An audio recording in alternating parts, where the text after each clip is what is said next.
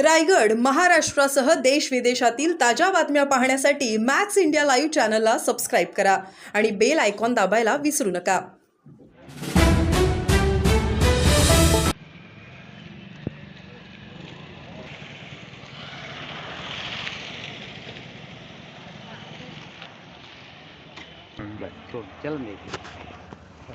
Madam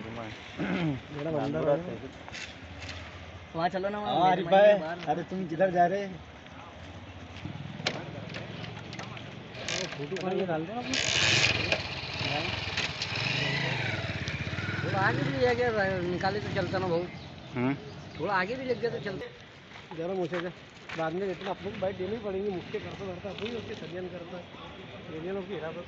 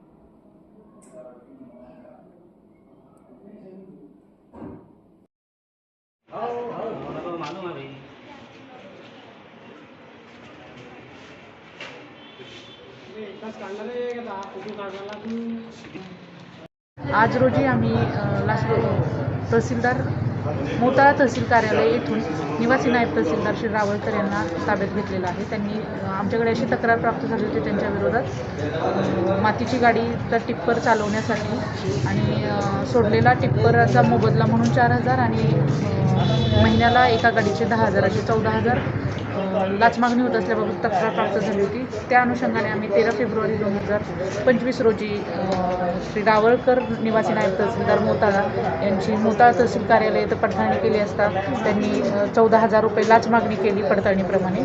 परंतु पडताळणी दरम्यान त्यांना संशय आल्याने सापळा लावला असता सापळा दरम्यान त्यांना संशय आल्याने त्यांनी तक्रारदार यांच्याकडून लाच स्वीकारली नाही. त्यामुळे आज रोजी त्यांना ताब्यात घेऊन मोताळा पोलीस स्टेशन येथे त्यांच्याविरुद्ध बोराखडी पोलीस स्टेशन येथे त्यांच्याविरुद्ध गुन्हा दाखल करण्याची प्रक्रिया चालू आहे.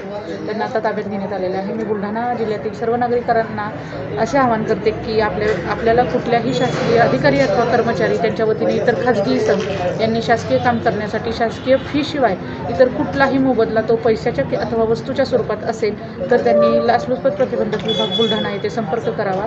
त्यासाठी आमचा टोल फ्री क्रमांक आहे 1064. धन्यवाद.